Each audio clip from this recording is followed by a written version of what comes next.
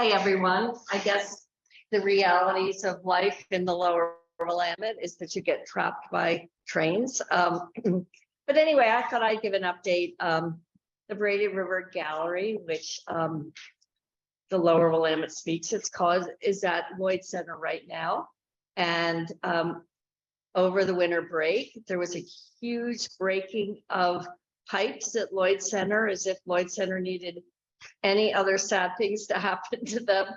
But we saved all the art, and it's now on the second floor where Ann Taylor Loft was. It's a beautiful space, and they're letting us go inside and actually use that beautiful space to lead school groups. So that's the good news. And so if you haven't seen it yet, it's in a beautiful space at Lloyd Center upstairs. And I think we're going to do an event on the 13th, which is going to be a Rumble for the River dance activity, where you can go into the old Ann Taylor Loft, look at the gallery, and get some salsa dancing lessons and maybe some other dancing too. So that's the update on the gallery. And here's Michael. They're on their way. Yeah, thanks again for everyone's patience here. We have the train that's playing chicken with us. It's going back and forth. So I think they may be on their way in here in just a little bit.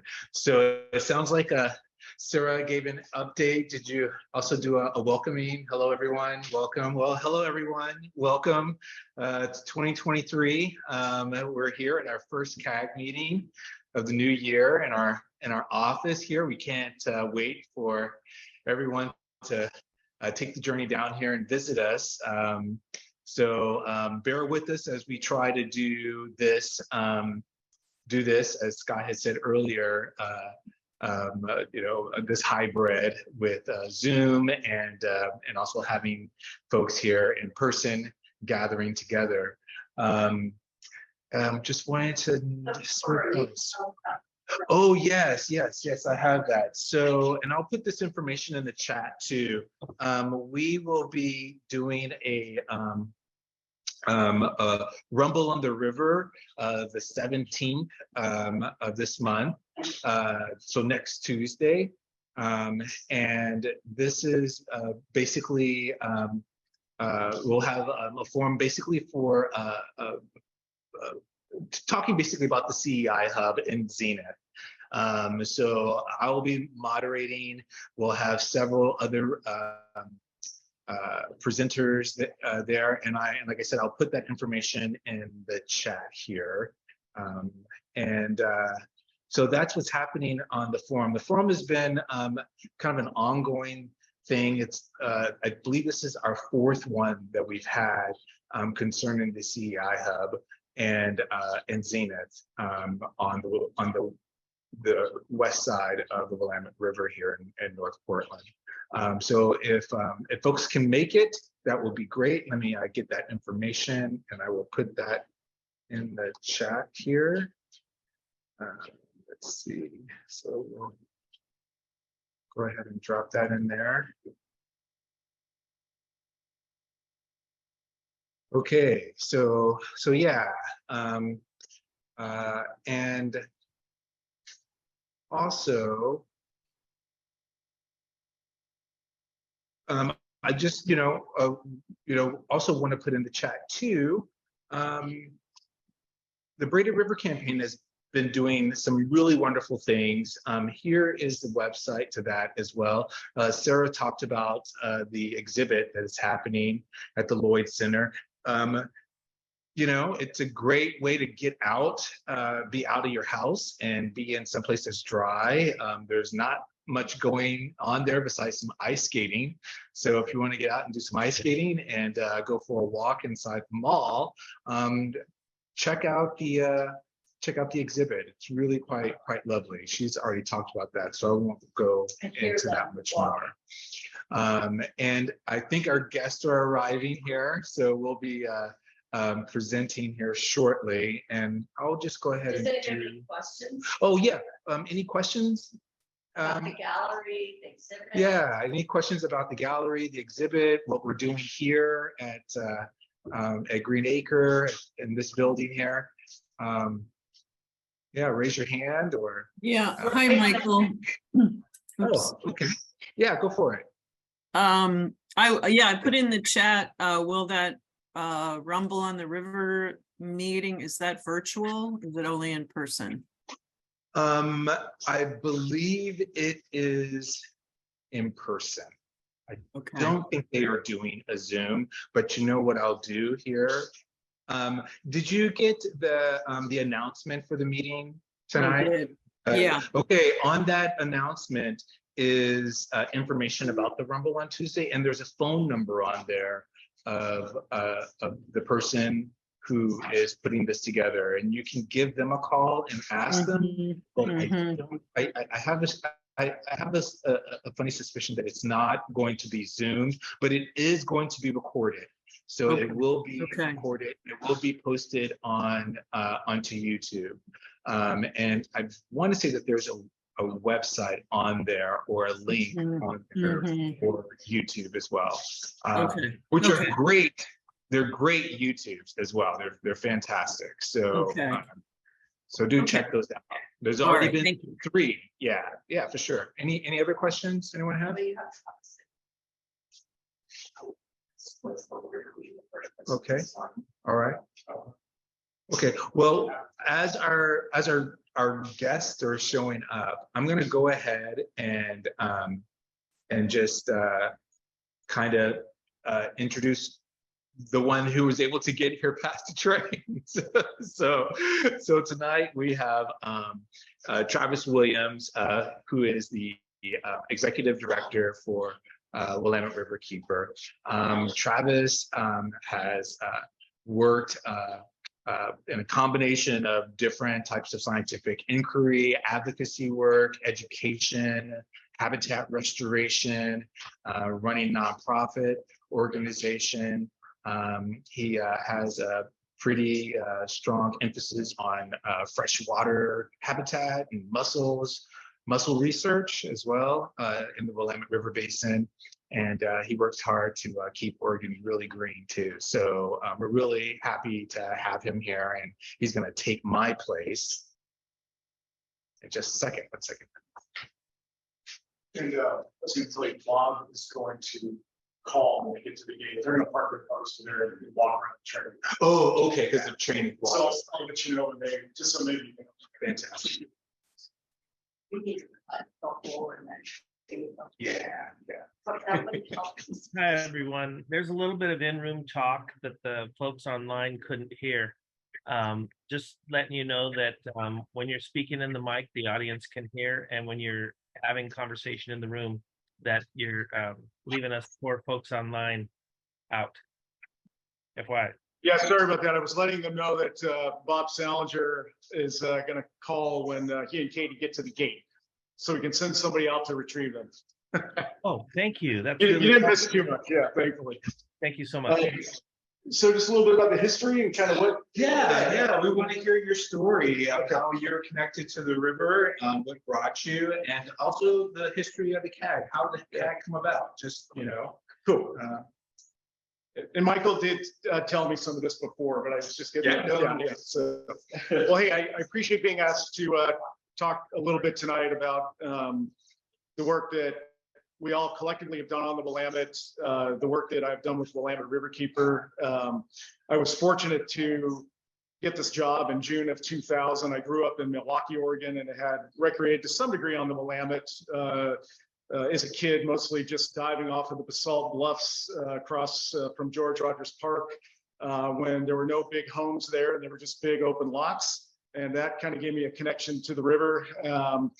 And in the interceding years, I got into environmental work on rivers at Conservation International for a short time, and also American Rivers in Washington, D.C. And then when our first daughter was born, we kind of felt like it was time to see if we could come home and do meaningful work that was a little more closer to the ground. And I was fortunate to come out of the pile of folks who applied for the job in 2000, and I've been Riverkeeper and executive director for the last 22 and a half years, which is kind of weird to even say. But and so, Willamette Riverkeeper works on a whole host of issues, as Michael alluded to, everything from fish passage at dams to restoration, habitat restoration on relatively large parcels of land. We're good partners with Oregon State Parks at a couple of really big sites. And then we're also working on aquatic invasives, which is a huge rising issue. And I'm talking about plants here, aquatic plants. And we work on legislative issues in the legislature. We do a lot of cleanups, which frankly we're very tired of doing, and are kind of trying to address that both at the local level, literally cleaning up material, working with landowners, and also trying to address that through the Clean Water Act. So you can look at our website if you're interested, WillametteRiverkeeper.org. There's a whole bunch of different things that we do. We also own several properties along the Willamette and one on the South Santiam. So for me, right out of the gate, when I got this job, in meeting with folks and trying to figure out kind of the lay of the riverscape, if you will, the subject of this potential Superfund site came up at that time, and kind of learning what had happened in the years preceding 2000 with the White Report, and documenting the toxics that were known to be in the Willamette, and the push to have state-led cleanup prior to the federal designation in December of 2000. When the federal designation occurred, I think we all kind of thought, okay, this may be a good thing, and it puts it in a more formalized structure.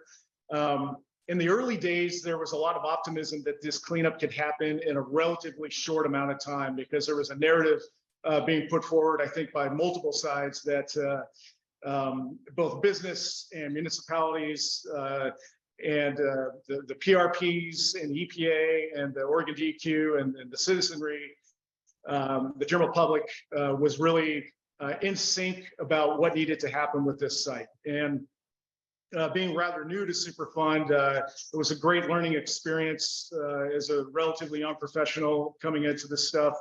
And I think it was, I can't remember the exact start date, but we worked with the US EPA after learning about this thing called a community advisory group. And we formalized the first CAG meeting up at the St. John's Community Center. I think it was, I should have gotten the exact dates for this. I'm sorry I didn't, but I think it was probably early 2001 when we formed that first meeting and started having meetings every second Wednesday. And I was just reading an article about that. And it was kind of funny today. We're moving our offices, and it's sort of forced us all to go through and look at what we have on hand and why we have it. I think we've all been in that shape. But there was an article in our Riverscape, which is dated spring of 2003, about the press conference that the CAG had, and talking about the formation of this group and how it had been meeting and how folks were, energized to get some stuff done. And around that time too, we published the first No Cancer Risk for Meeting Willamette River Fish. Now that has broader applicability beyond just Superfund, given that there was a mercury standard that was violated. So it's talking about kind of two things there with this brochure. And we printed this in a couple of different languages at that time. And again, this was 2002, but this was fairly widely distributed. But the one that really cracks me up is the Citizen's Guide, poor name really, but Citizen's Guide to the Willamette River Portland Harbor Cleanup. And this we published in, 2002 again. And the best thing about this is if you look at the timeline on the interior, so it talks about the Willamette River system, it talks about what is the Superfund, why should I care? And then we get into exposure to people and wildlife there. And then we talk about the public trust doctrine, which I think is a great kind of foundational notion behind a lot of our environmental laws. But then there's the part of it says, you can't really read it, but it says a complex public process. And then at this time, now remember, we're fairly newly into this. We're going on the rhetoric of the time and the narrative that we all thought we were beginning to believe. First step, remedial investigation, 2001 to 2005. Second step, feasibility study, 2003, 2005 plus. And then third step, remedial design, remedial action, 2005, 2010. Now, of course, it doesn't even mention the record of decision in here, but aside from that, this was sort of the path forward that we saw on a timeline that back then seemed reasonable. And of course, over the years, we shot well past that for a whole variety of reasons. I think fewer of those reasons had to do with the EPA. I think more of those reasons, I hope none of you take offense, more of those reasons had to do with the PRPs and the many challenges that were filed over the years. That's not to say that the EPA is infallible in this process, nor the DEQ. But this is the larger point being that I think everyone expected us to be further along than we are today. That being said, here we are, and there's some really good things that will be happening in the next couple of years and things that are happening now to prepare for that. But our work as a nonprofit organization has, like a lot of us here tonight and in other groups that are working on this issue now, there are really only a couple of entities back then that looked at this, and frankly, it was Willamette Riverkeeper, the Sierra Club, the CAG was doing its work. We had a membership composed at that time of folks from the community, and I've gotten to know some of you through this process over the years, which has been great. And I think that persistence with the CAG, it's great to see that it has continued and is making a difference. I think the whole idea of having this type of multi-stakeholder group where you can identify projects or approaches to things and try to make that happen and better inform the general public. And I know that's not the discrete definition of the CAG, but it's a big part of it, is really helpful. For Willamette Riverkeeper over the years, we had really just continued to try to engage our membership, the general public, numerous op-eds. We did a fishing survey at one point, I think in 2003. We talked to everybody we could find over a 6-month period who was fishing that we could see anyway, from our boat in Portland Harbor. And we got some really interesting responses. I found that survey quite a while back and a couple of years ago, just to kind of refresh my memory. And it was interesting even at that time to see how many people said they knew of contamination, but they were still catching the fish, but they knew how to prepare them, or they were using them for some other purpose. And even at that time, people kind of got the gist that maybe, they needed that somebody. Yeah, let's see. Are you there? Oh, I think you're there now. Okay. All right. Cool. Okay, I think you're good now. Yeah. That there was some, there's some notion that the river was polluted. It wasn't a big surprise. And I think in the media in the 90s leading up to the designation, did put it in front of a decent amount of people. Certainly, I don't think everybody was as informed as they should have been. And I think, collectively with all of this, we've been continuing to work on that over many years. So that's all leading up really to working, through the 2000s up to the point where the rod was in sight, if you will, and that end point at the end of the Obama administration to get it done and get it signed. And we and others tried to get our constituencies to provide public comment. And I think that made a difference, certainly. And I think all of us collectively worked together. And I think that part of the process was a pretty strong push. And I think we could all be, pretty proud of that.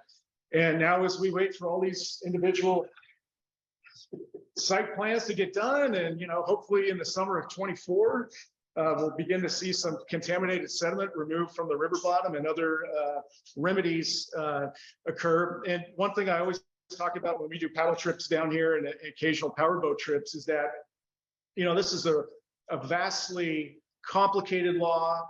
It's a very imperfect law, but it is what we have. And that at the end of the day, we're going to have a river that's in a much better condition in terms of exposure. But we often use that term cleanup. And it is going to be cleaner, certainly, but I think really helping people understand that this river is not going to be what it was in terms of the levels of contamination historically. It's going to be better than recent times, but looking, prior to the white settlement of this area, we're still not going to be there. And I think there'll be continued opportunities to engage and improve. And as new technologies come online, maybe there's things we could go back and do better over time. So that's really another matter. But yeah, I really appreciate being asked to talk a little bit about this, the both professional and personal history I have with this particular project, and happy to answer any questions you might have. Yeah, thanks for that. Yeah. Go ahead, Okay. Sarah. So one of the things I was, what were your did you have any expectation at the beginning of this process? I mean, now looking back, of course, that it was a long process, but did you think it would be this long, or what? No. Or Yeah. when you started, did you think it would be like, okay, 2015, we would be done with this, there would be a big difference? Yeah, I mean, I think, Michael, that timeline in here says a lot, and I think we were kind of naive to the fact that this was going to be exceedingly complicated, that there are so many different players involved. And then you look at kind of the politics of the last 20 years as we've been proceeding through them. And although I would say there, I think when you look at the different administrations, it was a little surprising that work kept going at the rate that it did. And I think, I think Region 10, generally speaking, had a lot of integrity, kept that process moving. So that, I think there might have been some administrations in the past 20 years where one could have thought, this thing's probably going to slow down in some fashion. And I don't think that was very discernible. Now, certainly issues came up, but Okay, all right. Are there any questions from our audience online? Like to ask Travis. I have a question. Okay. So I was in a meeting and this is Sarah. Sarah, someone said that initially there was a big push in Salem to not have it listed. Can you talk more about that and how that went and how that changed? And they said they really were working hard not to have it listed as a Superfund. yeah, my understanding is that is correct, Sarah. And that report that was done by the state. And I think we all have to look back in time too. And if you look up Brent Wolf, who is a journalism professor at the University of Oregon, I think he still is. And Brent, of course, wrote the really interesting biography of Tom McCall, something Eden's Gate, I'm spacing the name of it. He did some reporting at the Oregonian, which really highlighted the fact that this stretch of river was very contaminated. And during those years, this report came out from the state, and it highlighted the fact that, yes, this is a roughly known quantity in terms of the PCBs and other contaminants in the river bottom and on the riverside. And that there was a state push and a fear, if you will, of the federal Superfund law to come in and organize this process. I think there were some constituencies, especially in the business community, that said, no, we can do this on our own. We'll get it taken care of. Let's not designate it as a Superfund site. I think there's more to know about that history, and I can't remember it all, and I wasn't here for a good chunk of that. But definitely there was an effort to have the state of Oregon run the whole thing and not have it designated as a federal national priorities list site. Do you know who called the first tag meeting at the St. John's? It was Willamette Riverkeeper and the Excuse EPA. me for just a moment. We Yeah. couldn't hear that question. If you don't mind repeating to the online audience that question, please. Thank you. I'll have Sarah repeat that. Okay, sir. I was wondering a little bit about that very first meeting, who called it, who was there, if he can remember anything that went on. Did you just sit there and were like, whoa, this is, any memory of that first meeting? Yeah, thank you, Sarah. Honestly, I don't have a lot of memory of that meeting. I remember we were in that main room at the community center. We had several community members, as well as Representative Rhett Lawrence, used to be on the CAG, who was with Sierra Club and another organization before that. Jerry Sunball was there. And Barbara, what was her name from the EPA? Some of you might remember Barbara, was it Barbara Smith? It was totally, but that was the community person who was kind of the designee to help form the CAG and conduct the meeting. So, and at that time, I think we were all really just sort of feeling our way through it. And what is it? What should this group be working on? Soon Travis? after that. Yeah. Were you thinking of Judy Smith from the EPA? Yeah, it was Judy Smith. You're right. Yeah. I knew the Smith name was in common. Thank you. But Judy was with us for maybe 7 or 8 years, maybe longer than that, I think. But it was soon after that that we got the technical assistance grant. And of course, there was a whole process to figure out what the needs of the group were and data for the community. And we hired that person and they were evaluating the different elements of the process. And it was a toxicologist who really, I think, helped enable people to understand the impacts of exposure to both people and the environment. So that's super general. And I don't think I couldn't tell you where the minutes are from that meeting, but and you think about how so much has changed technologically in the past, 20 years of what we've been able to capture versus back then, where I think that there was still so much done on paper. So. Yeah, I think the first tag grant was Regina. Wasn't that her name? Yes, thank you. Wait, just to ask if anybody is at this meeting that was there. Is anybody on this call that was part of those early meetings? I mean, I wasn't, but. Yeah. This is Tom Chisholm, and I probably have a little different recollection than Travis, because Travis was Riverkeeper and kind of connected to it, and I was just Joe Schmo, nobody, like I still am. But I remember there was a meeting out at on the campus at University of Portland, and Yeah, that was the they first sort- informational meeting and I was at that one. Okay, who is that? Who just Jim spoke? Robinson. Oh, okay. And then they actually had the meeting, I believe it was at the state office building, in Lloyd Center, where they actually got the CAG membership. Were you at that? Because I remember there were 20 people. Well, they decided that the CAG was going to have 20 members, and 21 people showed up. And everybody wanted to be on the CAG, and I said I really didn't care one way or the other. So they said, okay, the other 20 people are on the MEG, and I'm not a member. And I was like, I don't really care. And then it was several years later that they had a CAG-only meeting, if so, no members. And I showed up, I'm like, I'm not a member. Well, instead of turning me away, they just kind of made me a member. So that's how I became a member. I guess I still am, I'm not sure. But, Travis was kind of our first leader, and I think he was kind of viewed to be sort of temporary. And then, did Robin Plants take over next? No, there was someone else in between, 1 or 2 in between, I think. Yeah, and Well, I'm who was trying to remember who they are. I don't know if it must be in the record somewhere. I thought it went pretty quick though to Robin Plants, didn't it, Jim? No, there was a couple of years in between you and Robin. And Okay. I'm trying to I remember think- the I name of, believe You're right, and I just can't remember who it was. Yeah.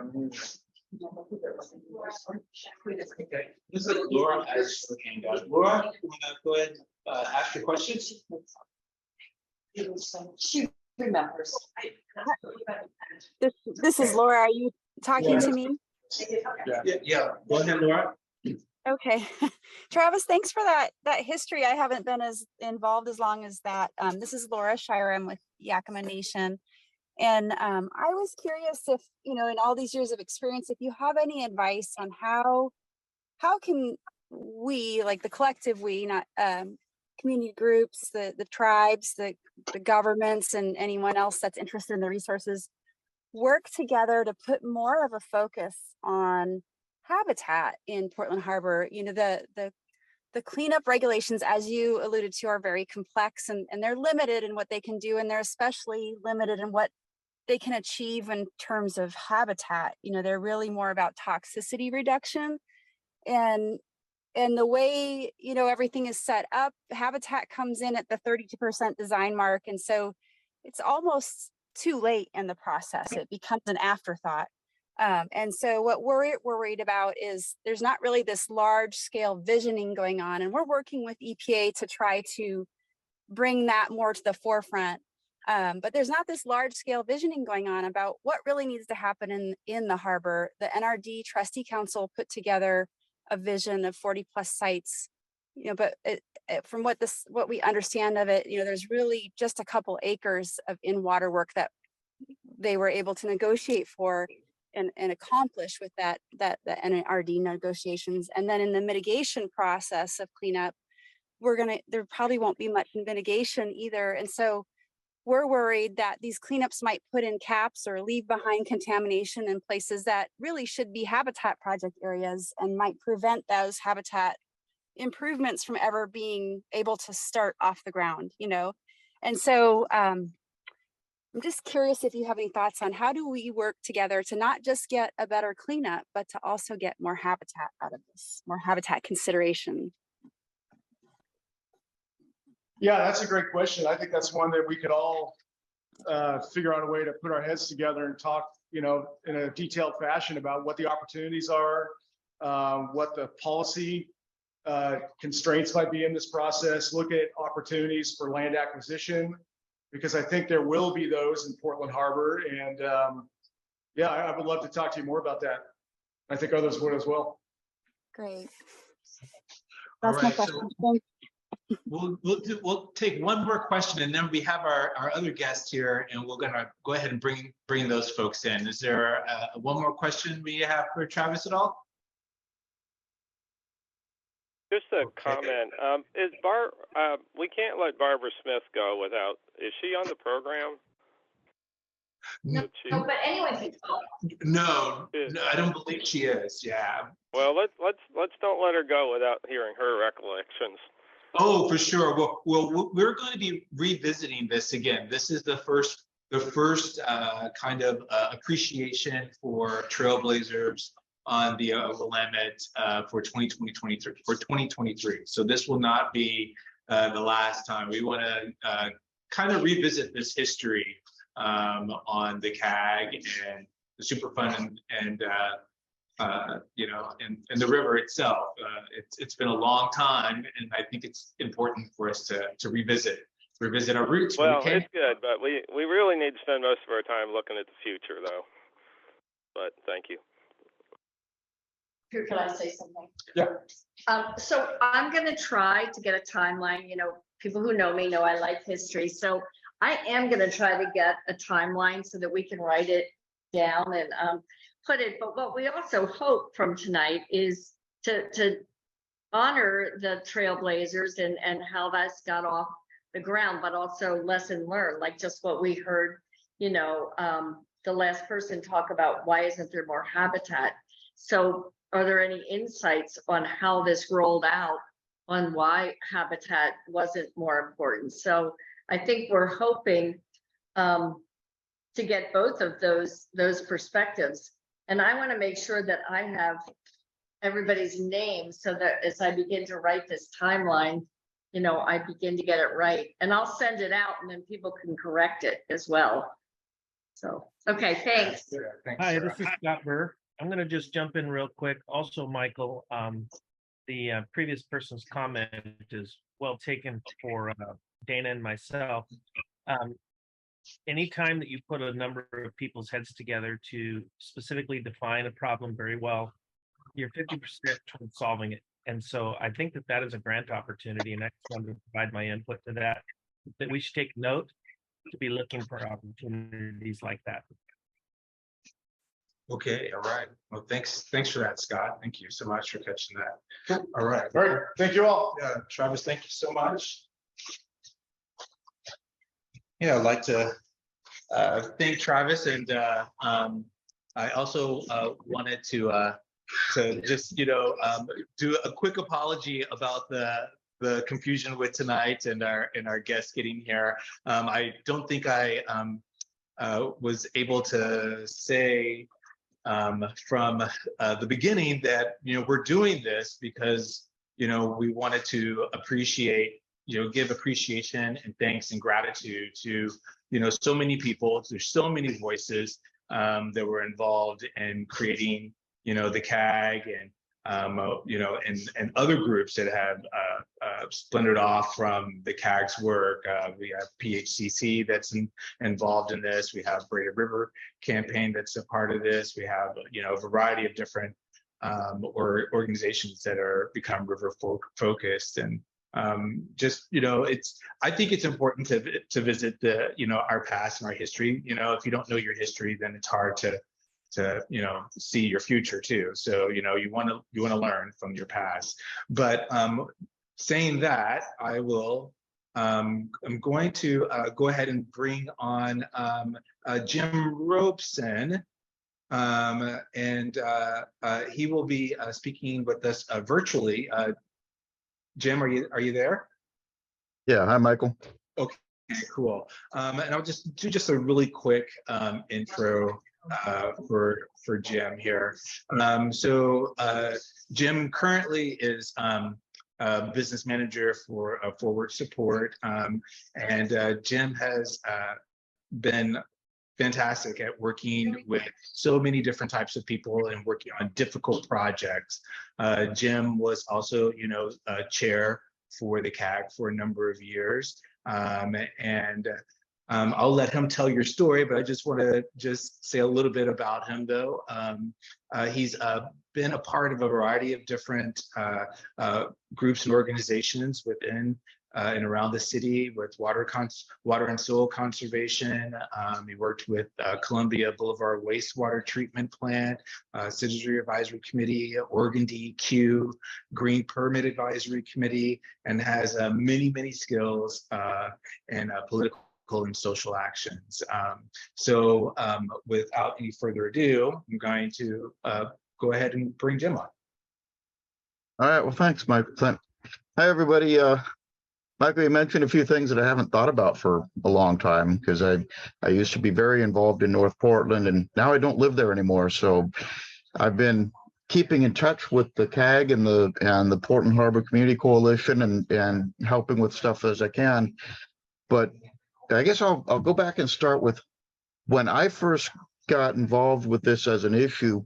Probably started in 1989 when I bought my house in University Park neighborhood, and I could smell McCormick and Baxter, and there were times when it was pretty awful, but it was close to the time when McCormick Baxter was shutting down. And so when the odors started declining from there, I noticed the property values in the area started going up. It was interesting how you reduce the odors and you increase property value. Well, after a few years getting involved in the area, I got involved with a thing called the North Portland Odor Abatement Committee, which I don't know if anybody on the call remembers that, but we worked on trying to help control odors in North Portland, and that involved pollution, trying to control pollution. So then I also had some involvement with input in the McCormick and Baxter Superfund cleanup. I wasn't heavily involved in that, but I had some involvement. And the interesting thing to note about that is that McCormick and Baxter site was the last site to actually be funded by the Superfund program, and it from the fund that existed at that time. And it happened because Ted Kulingoski got on Air Force One with George Bush and convinced him that the remaining Superfund funds needed to be dedicated to the cleanup at McCormick and Baxter. So that was one thing to think about, is just that whole cleanup and how that was probably, I think, the first Superfund site of what is now the Portland Harbor Superfund site. So my involvement pretty much started then, and I showed up at the first informational meeting of what became the CAG, and that was at the University of Portland, like Tom mentioned earlier. Judy Smith was extremely helpful with getting us going those first few years. When the CAG got organized, it was meeting, because it was meeting over at the Oregon State Office Building. I wasn't attending very often, so I wasn't really part of the CAG right at the beginning. I had conflicts of time, couldn't get over it, couldn't do that, but I did show up when I could.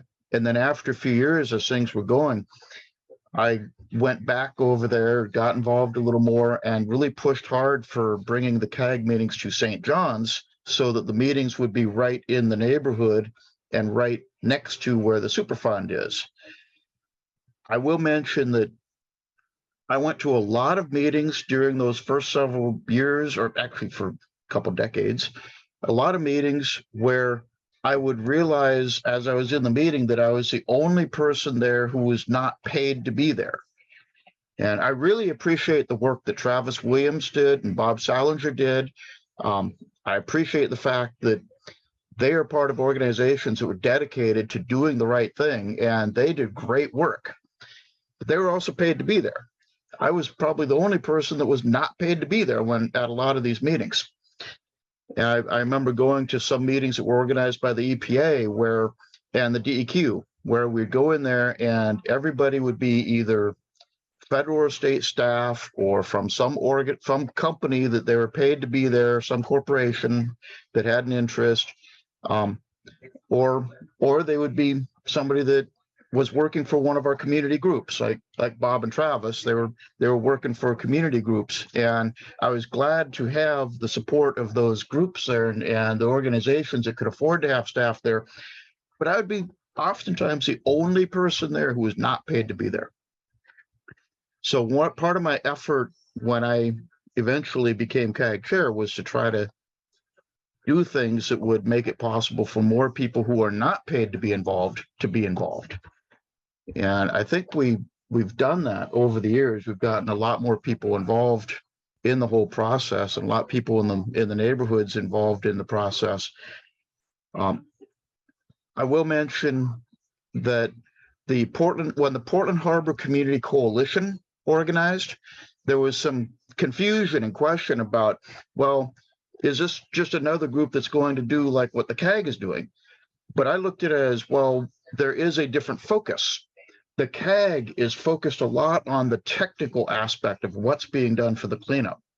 And the PHCC was focused a lot more on what are the interests of individuals in the neighborhood of what's coming in. So it was kind of like trying to meld together people who would really spend some time focused on the technical aspects to learn about it, to be able to get that input, and then bring in people who are not focused on the technical aspects to bring in their input more heavily.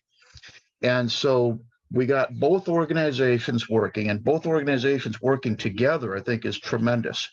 And then working with Audubon Society and working with Willamette Riverkeeper, we're able to bring all these things together so that we could have a lot broader focus in the community.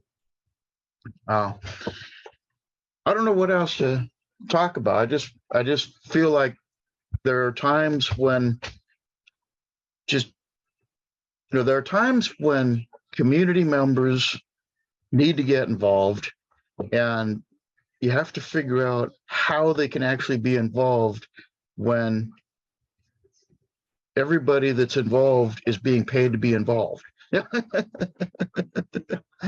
So and I really appreciate the work that people like Judy Smith did in helping us organize as the EPA, support from the EPA, and what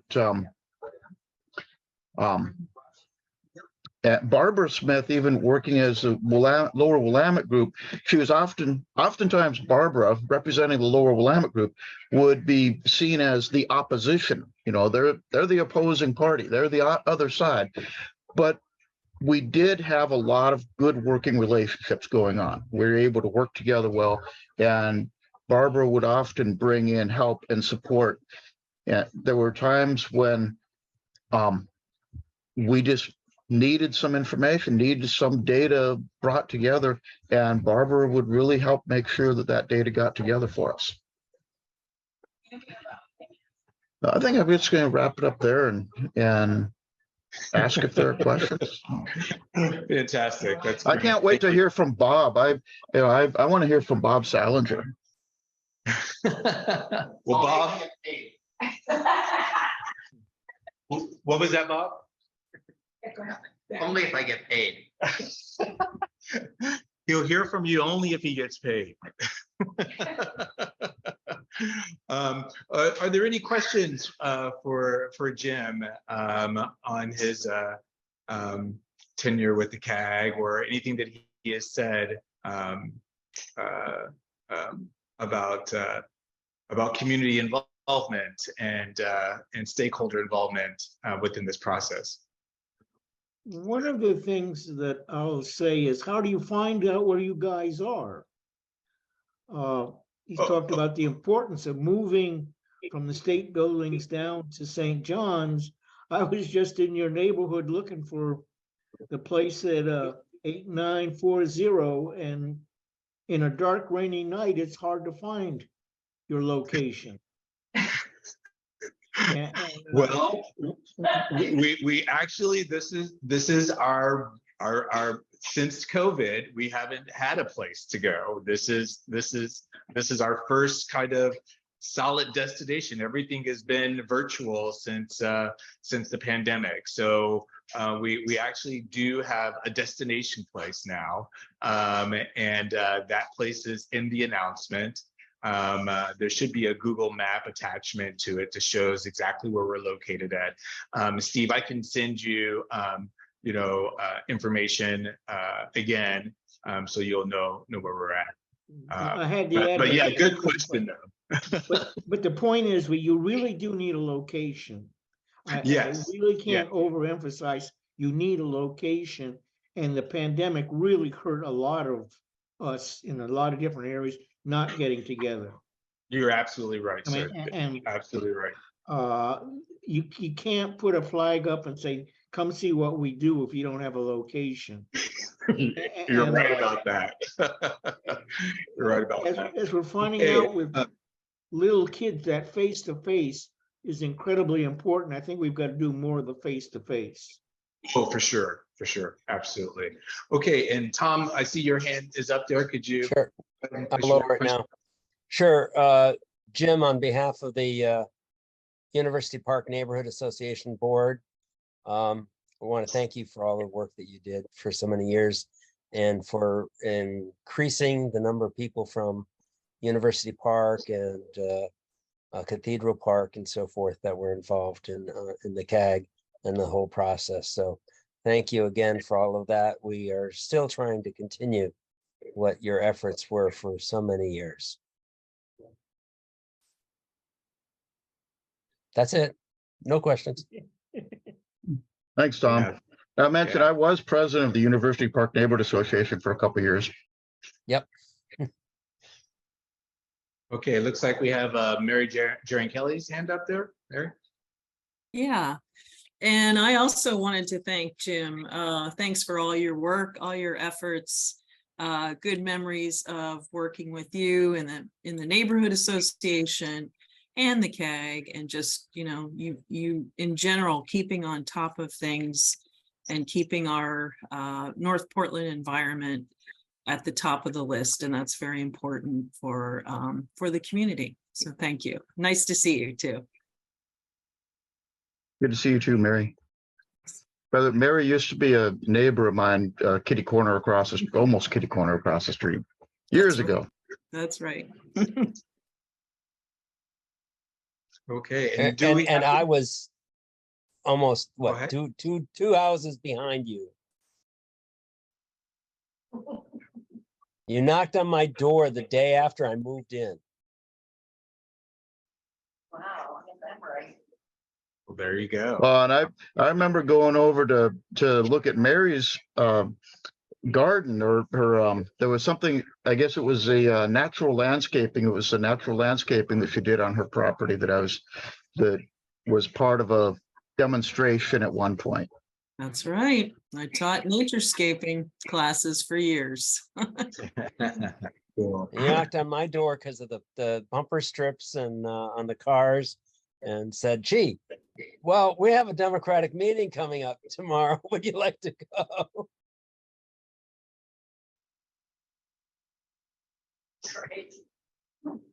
That's great. Well, thanks so much for sharing those stories. Those are wonderful connections. Thank you so much. All right. Are there any questions from folks in the room? Anyone want to ask Jim? I have a question for Okay, everybody. We got one question for everyone. It could be for everyone. When did and how were the tribes included in the early formation of the CAG and the Superfund cleanup? Anyone have any memories of when the tribes were brought in or how they were brought in?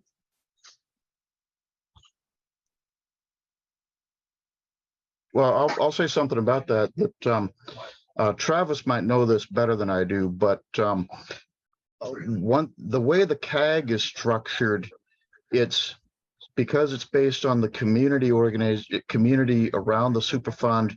I don't know if they actually had the tribes involved immediately, but I know that there was an outreach to them, but there's also the parallel process that goes on with the restoration work, which the trustee council was set up that involves the tribes. And it's important to note something about who decided not to participate, because the Yakama Nation decided not to participate in some of the process because it was too focused on just cleaning up the Willamette in this stretch without doing additional work downriver in the Columbia and sections of the Columbia that they felt should have been part of this whole process.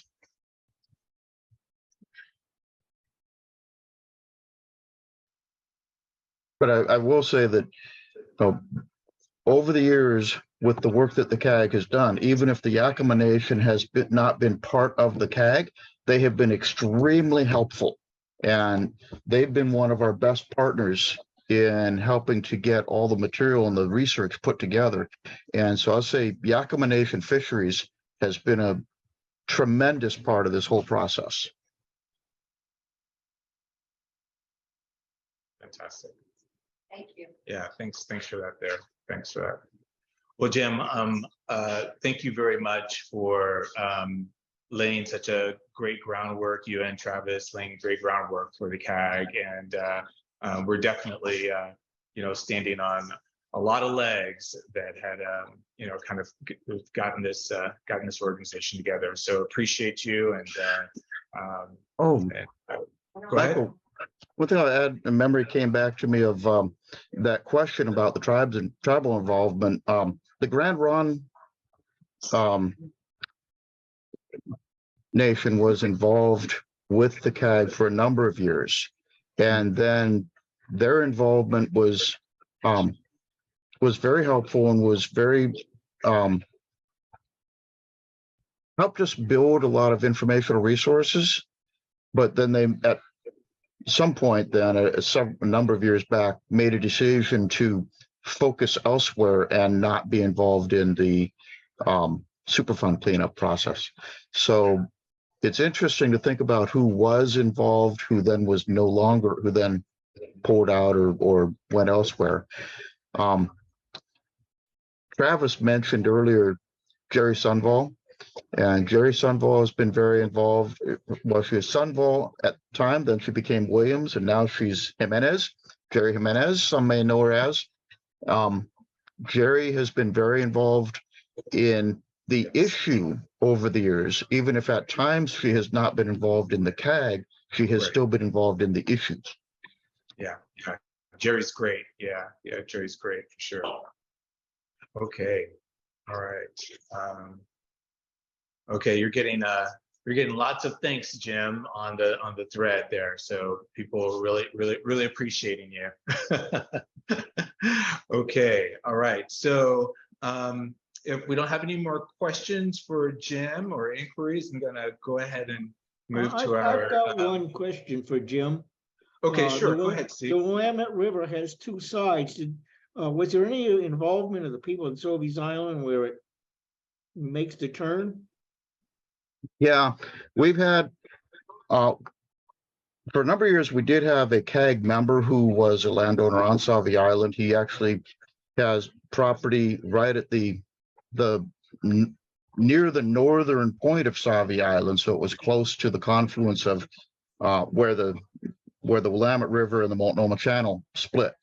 And so he was very involved for a number of years.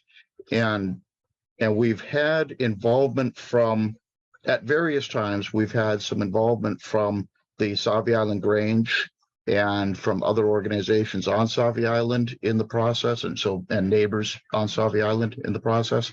So there has been off and on involvement from Sauvie Island. There's been some questions about the quality of the water leaving the Willamette quickly changing into the Multnomah Channel. They have great interest in having that to be good. And I just wondered if they have had an active part in helping the harbor. Yeah, and that's been, it's been a focus. And one issue that I raised a long time ago was that whether the groundwater on Sauvie Island is affected for the wells that are there. And what we determined is that most of the wells that are on the kind of east side of Sauvie Island tend to get water that originates from the Columbia River.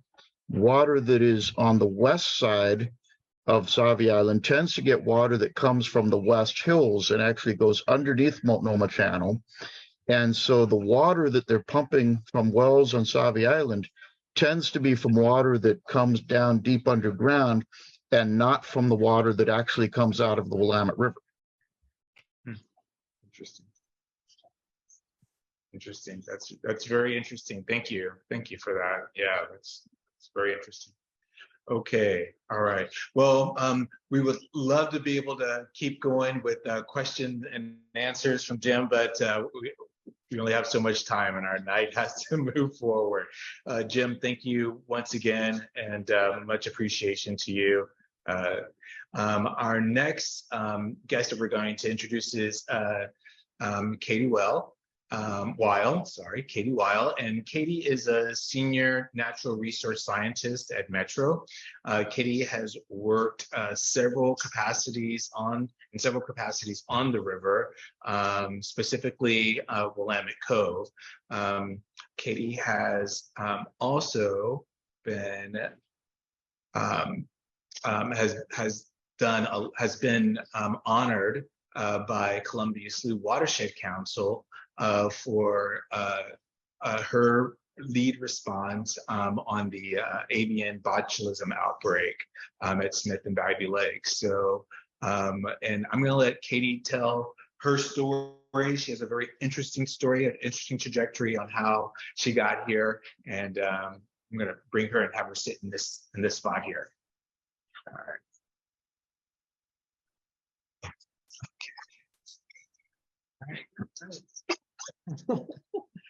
So, hello, everyone. Oh, hi. Interesting to be on this side of it. Hello, everyone. I recognize a lot of faces and names. And hi, Doug, and everyone. Thank you very much for having me. And I'm not sure, as I said to Michael just now, I don't know how far back we want to go because I'm older by the minute. But I started working with Metro in the early 2000s, but actually, you know, like Jim, I spent quite a bit of volunteer time with Jim on another project in Multnomah County. So yeah, neither of us got paid for that.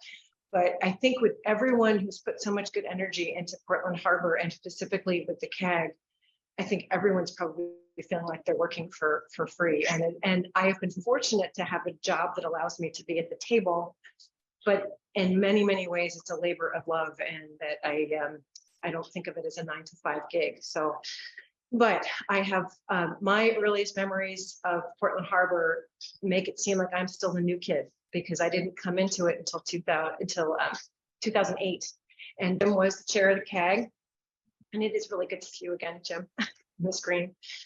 And, you know, I came in dazed and confused, a little overwhelmed, you know, with instructions that Metro's Willamette Cove site would be cleaned up in no time and everything was going to be fine. So as we all know, that's taken a little bit longer than that. So I learned as fast as I could and did a lot of studying on my own time, trying to figure things out. And I had no background really in contaminants other than a limited amount of time spent on the Hudson River, and that was very limited. So I thought, oh, well, Superfund law. And I learned very quickly that this particular Superfund site is unlike any other.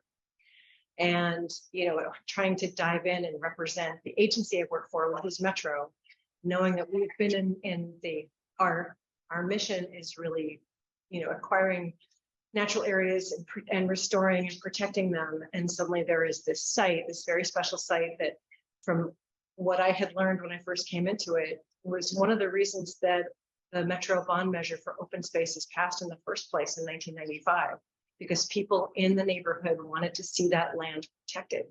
I think some people on this call might even remember those days. And we wanted to turn it into a nature park and have a regional trail go through. It would be the North Portland Greenway Trail. And I think some people here have worked on North Portland Greenway.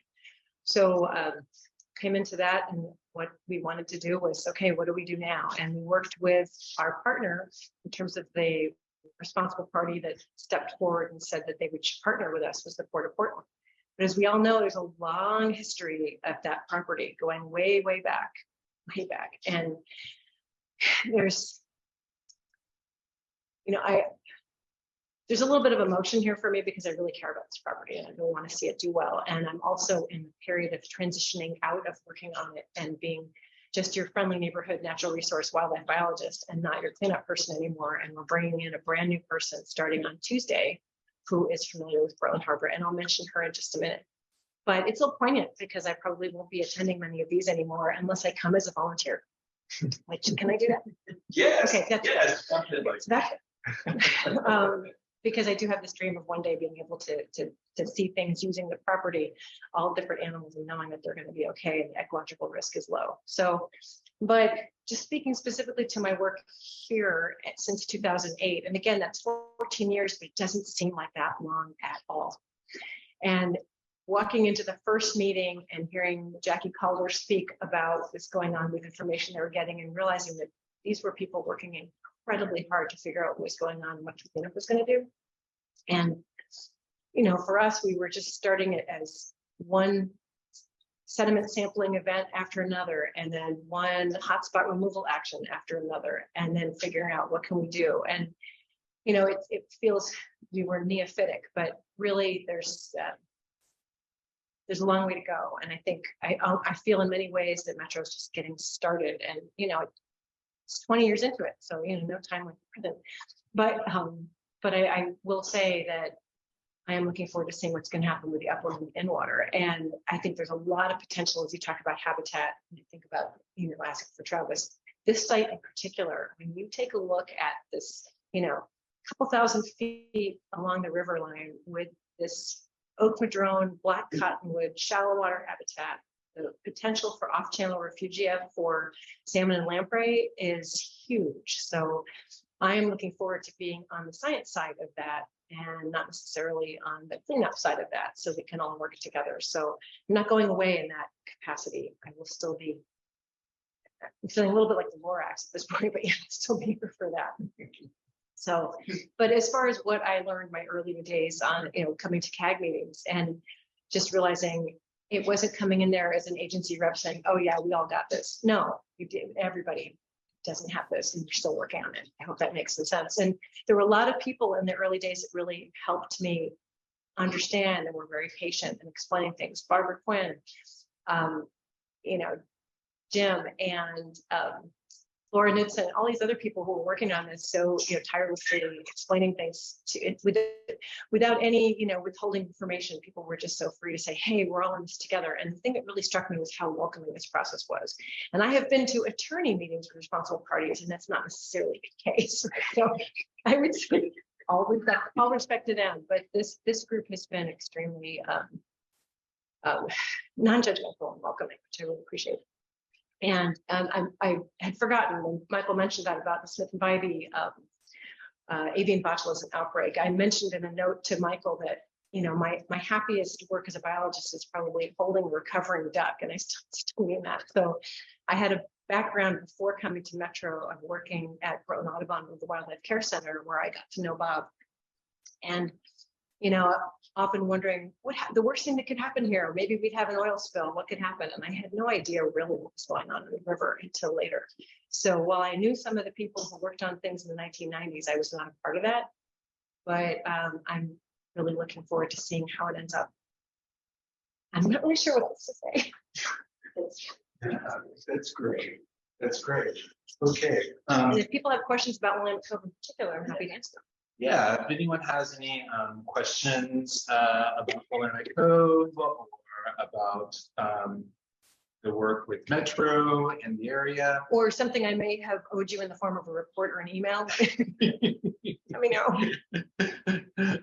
So, well, I'm really, I'm really grateful that I've had an opportunity to get to know you and to work with you on Willamette Cove. It's been a really interesting and emotional, like you said, emotional spot to work on. But it's great to see where it's at now. Yeah. You know, this has been a long time coming, and it's really exciting to see this piece of amazing property on the banks of the Willamette River becoming a park. It's gonna be great. And I think I can share that while there are as we all know, the mechanical, physical, you know, legal constraints of what to do with the site. We have upland remedial design going on. We have in-water remedial design going on. And all of that has to move forward before we can have design documents and then construction and cleanup.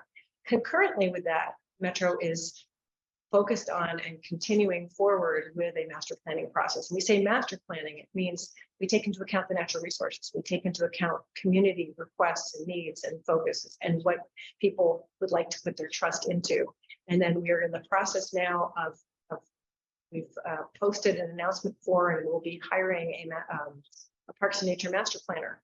So not too late to apply. Applications are due the 23rd. So just line right up for that. But I think that's to help people see what's the vision going to be here? What's going to happen with this place? And it's going to be a very, I would like to say, open process, and people can participate, but that's one more thing you have to volunteer for, right? But at least there are ways to get that information, I think, to do that. And also, the last part I was going to say is to move forward with cleanup. So Metro is actively taking more of a role in terms of that cleanup, as opposed to working with our partners, which is also, they're also wonderful. We have hired an environmental remediation program advisor. First time Metro's ever had anybody like this. And it's okay to say we have hired Allison Clements. Some of you may know her from GSI, working on the in-water for Willamette Cove. So she knows the site, she knows the sonic drilling, she knows what's there. So she will be taking this moving forward. So she will be your Metro face for questions about the site itself. So I'm turning site management of it over to Allison, and she starts on Tuesday. So yay. Oh, cool, fantastic. Can you give us her name again? Allison Clements, and I will give that to Michael to be in the notes. Okay, well, cool. Well, I wanted to say too, before Katie goes, that, you know, one of the things I liked about, you know, the CAG when I first became involved in it was actually that it was very open, and that you did have community members, you had stakeholders from agencies across the board all working together. And, you know, it can be frustrating, it can be challenging. You know, we all come from, you know, different perspectives, but, you know, there's a lot of stick-to-itiveness that I think the CAG is able to glue together, and, you know, really kind of makes us into a broader community, you know, with the focus on the Willamette River. So I think that's one of the best things about the CAG, is that it is able to like kind of bring all these different groups together to work on such a difficult and complex issue. And, you know, it's slow, but we're getting there. We're getting there. So, yeah. Well, and thank you all. Okay, are sure no questions? And no questions, anyone? We're gonna jump to our next guest here, if not. Okay, all right, and I'll put the information about the new person for Metro into the notes here, so everyone will have their name, the new person on them. We'll be working at Willamette Cove with Metro. So, all right. So our last guest that we have is Bob Salinger. I probably don't really need to do much of an introduction for Bob. Everyone knows Bob, and Bob is currently the conservation director for Portland Audubon. He'll tell you more about that. And Bob is an art and conservationalist, first and foremost, and an insistent that human values should be considered in conservation decision making, even if not always political expedient. Bob has just recently announced his exit from Portland Audubon effective February 1st. After 3 decades of conservation work. And I'm sure he'll probably tell you more about that. And without further ado, I'll have Bob here take this seat here.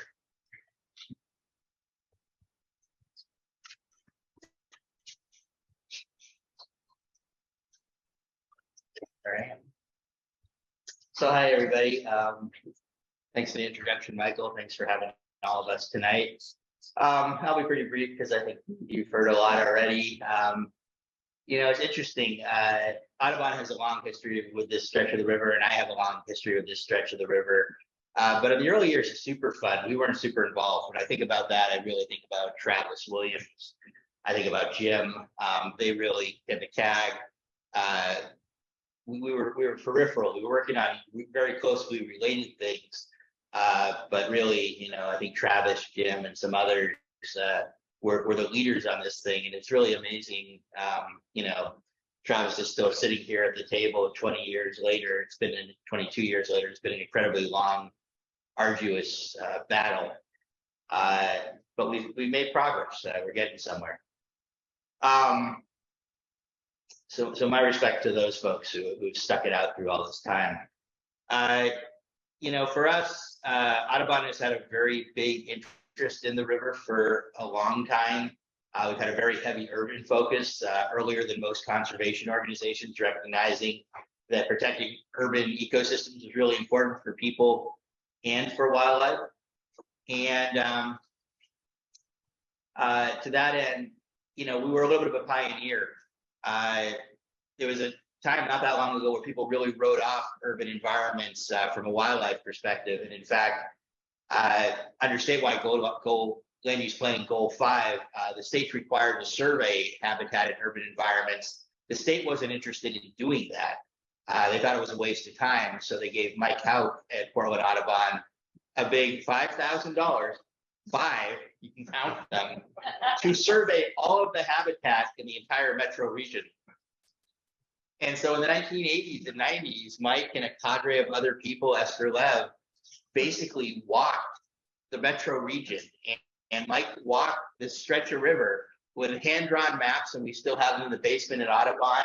And he would make circles, say, this is great habitat, and this is great habitat. He did it in his Mike Hout way, hot shit, really cool shit. Pardon my French. But we still have those maps, and those maps are as good as the GI. Sorry. It would be fun to have some of those. Yeah, no, I mean, we really need to archive that stuff. But, they're as good as the maps that we are doing today. Excuse me, this is Scott. GIS, We weren't able to hear the comment in the room. Bob, we weren't able to hear the comment that was made in the room. Could you please repeat that? Basically, that we needed to collect all this kind of stuff and archive it and get it into the public realm. So he walked this stretch of river though and mapped it, and we do have that. And Audubon was a big advocate for protecting riverine habitat at a time when folks said, that's a waste of money. This doesn't make any sense. Why do we care about these places? We can get more bang for the buck outside the metro region. Cities are sacrifice areas. I got involved in this stretch of river working to protect peregrine falcons on the St. John Bridge and the Fremont when they were still critically endangered. And even with the peregrine falcons, there was an argument made that we should write off these urban nests. We should take the birds out of the nest, their young, their eggs, move them to wildland nest sites because they'd be safer there. And we had to make the argument, no, leave them in Portland. We just had fought the spotted owl wars, the marbled murrelet battles, ancient forest battles. And we said, it's really important that urbanites step up and be part of the picture, and also, see and feel these species, because most people are never going to see a spotted owl, but they are going to see a peregrine falcon. So it's hard to believe, but we actually had to make a case for leaving them in the city because cities weren't a place for wildlife. I want to talk a little bit to Laura's question about protecting habitat and the bigger vision. Superfund doesn't give us the big vision. It kind of fixes the damage that was done. It doesn't even really do that. It basically reduces risk, and that's what it's designed to do. And we have multiple overlapping processes that don't necessarily fit well together and don't necessarily sequence well together, but together are what we're going to have to use to get us to river health. One of those is the city's river planning process. That is the city's vision for the river. What is the economic, social, equity, environmental goal for this stretch of river? And the city tried to do that process in the 2000s and spent almost 10 years working on it, came up with a plan, and it was the bigger picture habitat plan that Laura talks about. It talked about having salmon habitat every quarter mile, some big sites, some small sites, protecting the riverbanks, restoring the riverbanks. And part of the reason it was done at that time was the goal was to get a little bit out ahead of Superfund, so that when we got to these questions, we would know, yeah, you might want to cap there. You probably don't here because this is a really good spot for restoration. Unfortunately, after 10 years of work, we passed it. It was one of the most contentious battles, environmental battles in Portland's history. Hundreds and hundreds of people over a year of hearings finally got passed. And the same polluters that have fought tooth and nail to stall this cleanup went down to Salem, sued, and got the plan thrown out. And that's why we don't have a big vision today. The way that they sued was under statewide land use planning goal 9, the city has to maintain a supply of industrial land for 20 years. The city had not updated its analysis at that time. They said, you don't know how much industrial land you have. You don't know how much you can afford to convert for habitat.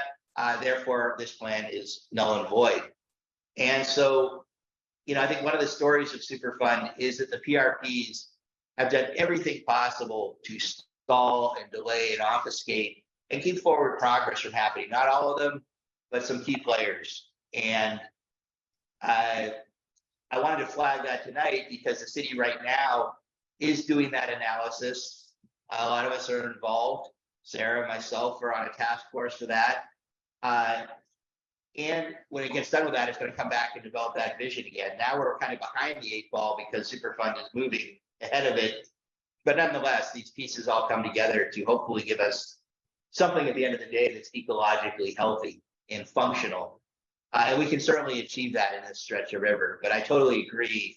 There's a big risk that we are going to cap it and harden it even more than it already is. And the limited opportunities that we have are going to evaporate. I'll just end tonight by saying that I think it is really exciting to see the evolution. I think I became much more actively involved. I don't know, maybe 2013, 14. I think that's when Travis sort of dragged me out of my office and said, you need to be involved in this too. And you need to help, man. I thank him for that as well, because it's been really fun to be more involved in this piece of the puzzle. And it's been really cool to see kind of, as somebody that's participated for a long time on the stretch of river, how the group has grown, how there's a lot more people involved, a lot more community groups, how the evolution of how people think about the value of the river, that this isn't a sacrifice zone, that it needs to be healthy for people, for wildlife, the role of equity and remediating those harms that are so pervasive here. It really is just exciting to see this, kind of growing ball of energy that's been forming. And we have huge challenges in front of us as these plans roll out. They're going to be complicated. There's going to be efforts to minimize the restoration. And I think I'm glad this was flagged tonight because we really do need to demand not just that they reduce risk, but that they actually help restore beyond NERDA as well. One last thing I will flag too is the city of Portland is critical in this puzzle. They do hold the vision. Ultimately, that's where the vision is going to live. And the city at one time, I think, had one of the best environmental agencies in the state at the Bureau of Environmental Services. And they really led the charge. And that's what was called their Science, Fish, and Wildlife Division. That in the last several years has been completely dismantled. And the city of Portland is no longer a leader on green infrastructure, on restoration. It's being dismantled before our eyes. And so another big issue is making sure that the agencies like BES that we are going to have to depend on maintain that commitment and that funding. Right now in the city of Portland, we don't have a single person on council that thinks of themselves as an environmental leader. And that's different than what I've seen in the last 30 plus years. So we need to keep focusing on that in the bigger picture, as well as the tracking Superfund. So with that, I will end. I am leaving Audubon in, I don't know, 19 days, but I'll keep working. I'm not retiring. I'm not going away. Same Bob, different hat. I'll be close by and looking forward to that. And I'll talk more about that in February, I guess. So thanks. All right. Thank you.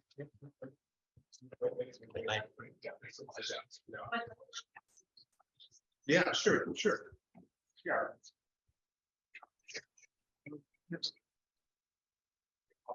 I just wanted to add to something that Bob was just talking about regarding the river plan. So one of the things I did for Willamette Cove was completing a site conservation plan in July. And the site conservation plan for metro natural areas are the foundation for our master planning process. It's how we figure out what our conservation targets are, what's there. And when I did that, I directly referenced the river plan, whether it is now in force or not. The work there is excellent, and I referenced it throughout the site conservation plan so that we could not forget this. And hopefully it will one day actually move forward. So there you go. Thanks. Fantastic. Thank you. Okay, before you step away, Bob, are there any questions? Oh, it looks like Jim's got his hand up. Okay, Jim. Really more of a comment than a question, but Bob, I just wanted to say I really appreciate all the work you've done over the years with Audubon, and I don't think Portland Audubon Society would be the same without you. Is you've made a huge difference in this community. Portland wouldn't be the same without you. I knew who you were, a great deal about who you were and what you were doing before we ever met, because the work that you were doing at Audubon was so tremendous. And so I really appreciate the work you've done and everything that you did with your involvement in the CAG as well. Well, thank you for that. Appreciate it.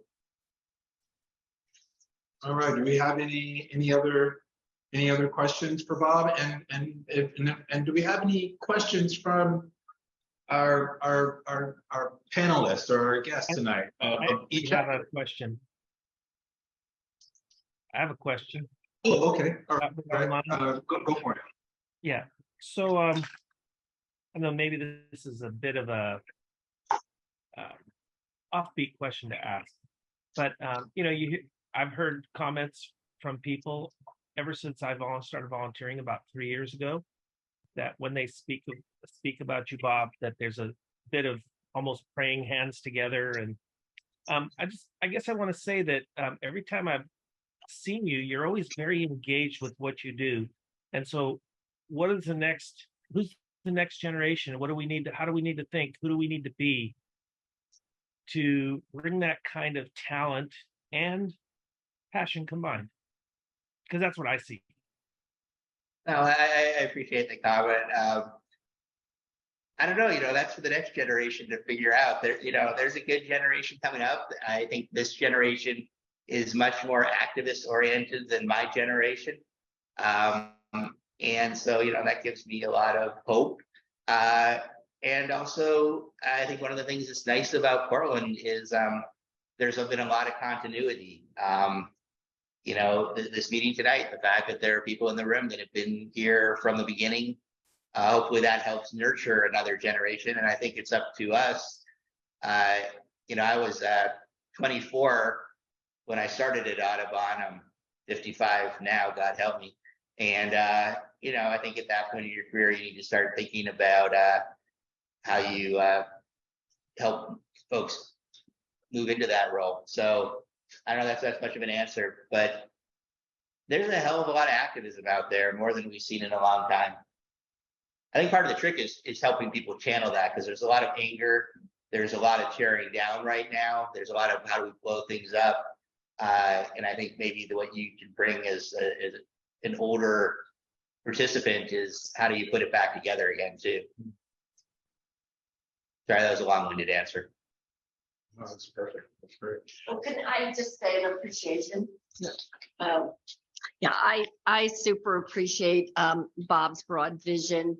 I think he's just really kept us grounded and really sees the big picture. I mean, he's working on the economic opportunity analysis with me, which is most people find way too obscure to even have anything to do with. And, when Bob was interested in it, it's like a kindred spirit. So I really appreciate that. And I also want to say that right now, Green Anchors gave us this building, and I know it's an old building that's kind of falling apart, but Metro helped us fund some of the fixing up. City of Portland is giving us money to, help bring young people and people in the community here. Lloyd Center gave us a whole and whatever her name was, Ann Taylor, a whole store for us to bring school groups to. Who would have ever thought that we'd be sitting at Ann Taylor's and Lloyd Center with school groups sitting on the floor with all the clothes shelves? So, I mean, sometimes you just stop and you just go, wow, things do come together in ways that you never could imagine could happen. And people do want to bring students down and to learn. And so hopefully we'll just keep engaging students. And I do appreciate the CAG because it does work with PRPs and it does work with government agencies. And we have learned to appreciate each other and find those common goods. And I think Bob's, and all of you have been really important to that. And I love hearing about the early days. So thank you everybody for sharing that, because I think it helps us to say, well, it feels like we're not getting very far, but when you realize that people have already been doing this for 20 years, that, hopefully that gives everybody, the strength and the courage, to keep going. So, I came into this, pretty late for living right here, I have to say. So I appreciate everybody. Thank you, Bob. I have to give a shout out to Sarah, because Sarah was my two older children's principal at Sunnyside, and they're environmentalists today. They're activists today, not because of me. Dad's boring, but Sarah's cool. So I give Sarah all the credit for my kids' activism. So do we have any questions for for just the panelists in general, or do the panelists have any questions of each other? Jim, do you have any questions for Katie or Travis or Bob, or vice versa? Anybody? I'm curious to know what Bob's next activities will be after February. I'm leaving Audubon on February 1st. I plan to take the evening off and then hit the ground running on February 2nd. And I'll talk about it then. I would like to share something. I would like, how many people on this call went to the Environment Day we did, Community Environment Day we did on the 25th of June? And did people like that? And should we do another one? Because I'm really hoping we can see more community science happening out here. I was there. I think we definitely need to do more of it. I'm not quite sure who else was there from the group, but but yeah, it was fantastic, and it was great to see actually work happening that day on the river. That was amazing, to see them actually doing the testing, doing the design work testing for Willamette Cove. I thought it was, exciting.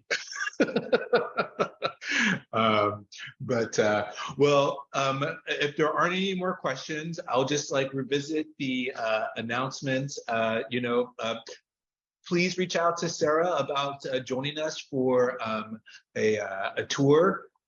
She's going to be doing a tour for Giles Lake on January 27th. That's on a Friday at 10 a.m. Her email address is in the announcement, but I'll put it in the chat right here if you guys want to RSVP her. I'll put that in there. And we also have the Rumble on the River. I'm trying to get this in here for her, but it's not letting me, oddly enough. I don't know why. Let's see here. So let's put this in here for folks. Sorry about this here. Okay, so I'm gonna put her. So this is Sarah's email address here that's in the chat. Send this to everybody. There's a lot of people here. Chat to everyone in the meeting. Okay, all right. So there's Sarah's email address in the chat. So do join us then, and then also on January 17th, that's next Tuesday, we'll have the Rumble on the River. And also too, there's just real quick, it's this is basically with EPA. They have their Portland Harbor Virtual Casual Community Coffee Chat. So that's on January 27th. And that's, yeah, I did mention your tour. Yeah, I sure did. So you can reach out to Laura Knudsen about that, and I'll put her info in the chat too, so that folks can reach out to her as well. This has actually been going on for quite a while, this casual coffee chat, and there's actually been some really cool things that have come up in in those gatherings. There's an Oregon Health Authority recently shared their Willamette River recreation map. So that's I'll put that link there in the chat too. That's pretty cool. So if folks check that out, I'm gonna put that in the chat here for everyone. So with that, hopefully we'll be seeing you next month. We'll see about trying to do this hybrid thing. Let us know if you think this is a go as well. Let us, you can reach us via the CAG's email on our Gmail account. You can reach us there. Tell us what you think about this, and we're going to try to, make this be a supportive thing, and come down and see us here at Green Acres at our new where we're trying to turn it into maybe a learning center. So we are super appreciative of any ideas, or come and communicate us about what you would like to see and what we're actually doing. But without any further ado on that, I think we're gonna call it a night, unless there's any other questions or any other announcements that anyone has. Any other questions or any other announcements? In the chat. Okay. Just a comment, this is Tom. While I was Googling a little bit, and I found a CAG minutes from July of 2004. I guess on somewhere in the looks like the EPA website. So these apparently exist. I don't know. If you're looking for more history, might be interesting to look at any of that stuff. Well, all right. Well, thank you so much. That's great. Yeah. Yeah. Thank you so much for sharing that. Appreciate it. Hey, Tom, who was chair then? Said Robin Plants. I can, let's see. I just put the, let's see. I just put it in the chat, so the web address. So did that go to everyone, or do I have to hit return or something? But, I think we got it. Yeah. I think we got it, Tom. Yeah, for sure. So, looks like you were there and I was not there, but anybody remember Steve Gunther? Yeah, Peter yeah. Leffingwell, Joe Keating. Oh, yeah. I Hey, remember all them. Barbara Smith was there, so we Mhm. probably gotta mention Chip Humphrey. He was, Yeah. as much as you hate the federal government, you couldn't hate Chip. Chip was always and good you- help. Yeah. Well, anyway, there are a number of people that it's possible I was there because there are a couple of attendees that are redacted for.